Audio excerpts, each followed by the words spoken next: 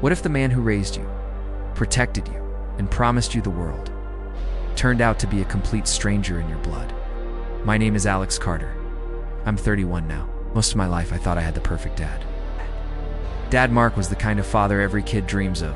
He coached my little league team, fixed every broken toy. He stayed up late helping with homework, even when he was exhausted from the factory shift. Mom always said, "You two are like twins, same laugh, same stubborn streak. We looked alike enough, same brown eyes, same crooked smile." I grew up believing I was his legacy. He even named the family boat after me, Alex's Dream. We'd spend summers on the lake, just the two of us, talking about life, girls, the future. "One day, son," he'd say, "this will all be yours. The house, the stories, everything."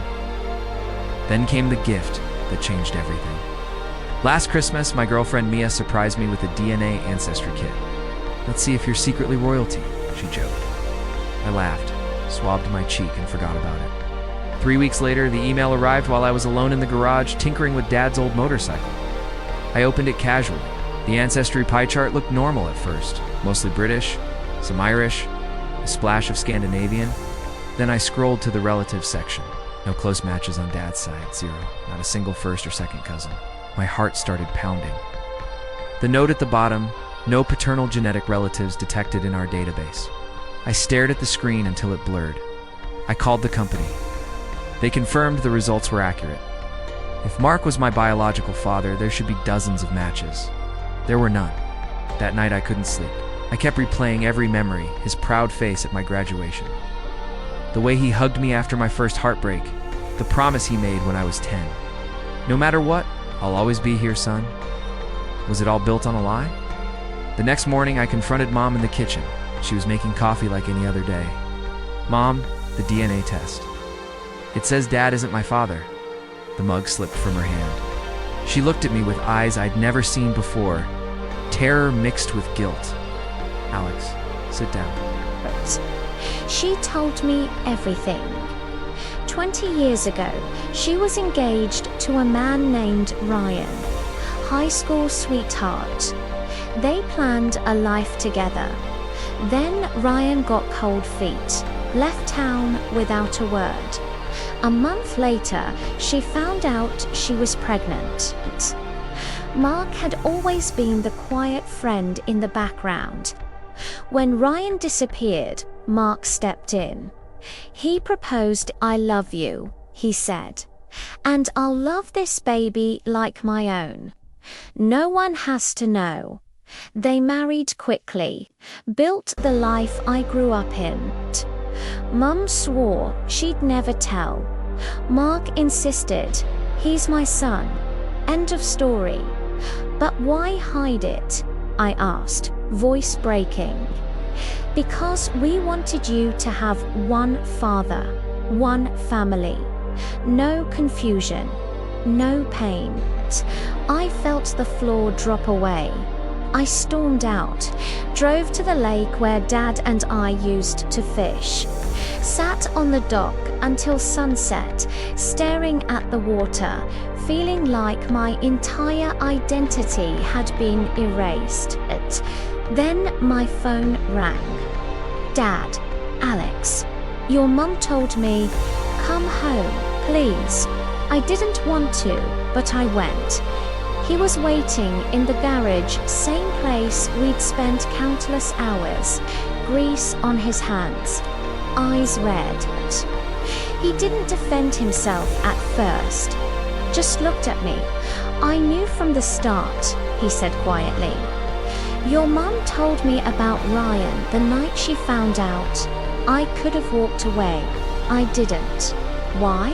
My voice cracked. "Because the moment I saw your tiny heartbeat on that ultrasound, you were mine. Biology didn't matter. Choosing you did." He pulled out an old envelope from a toolbox. Inside, a letter from Ryan, dated months before I was born. "I'm not ready. I'm leaving. Tell the kid I'm sorry one day. Dad had kept it all these years." proof he chose silence to protect me. I never wanted you to feel like second choice, he whispered. You were first, always. Tears came then. Hot, angry, confused. I asked the question that burned. Do you regret it? He shook his head, only that it hurt you now. We sat in silence for hours. No more words needed. The next week was hell. I met Ryan, tracked him down online. He lived 2 states away. Successful, married, kids. We met at a coffee shop. He looked like an older version of me. Same jaw, same eyes. I didn't know. He started it. Mum had never told him she was pregnant. He assumed she'd moved on. He offered money visits. We can build something. I looked at this stranger who shared my DNA and felt nothing. I already have a dad, I said, and walked out. Back home, things were different. Not broken, just honest. Mum and Dad apologized every day. I forgave slowly. One evening, Dad and I took the boat out again. Alex's dream. We didn't talk about the lie. We talked about the future. My upcoming wedding. Kids someday. As the sun set, he put his arm around me. Blood makes you related, he said softly. Love makes you family. I hugged him tighter than ever. Months later at my wedding, Dad walked me down the aisle now. He stood beside me as best man. When it was time for speeches, he stood up. I didn't give Alex his eyes or his smile. He told the room, voice steady. But I gave him my time, my heart, my name, and I'd do it all again. The room cried. I cried hardest. The paternity lie shattered the illusion. But it revealed the truth. Real fathers don't just create life. They choose it. Every single day. So, if a DNA test ever turns your world upside down, remember this. The man who stays isn't always the one who started it. He's the one who finishes it. And that's the only blood that truly matters. What would you do if the truth rewrote your entire story? Would you chase the stranger? Or hold on to the hero who chose you? Think about it.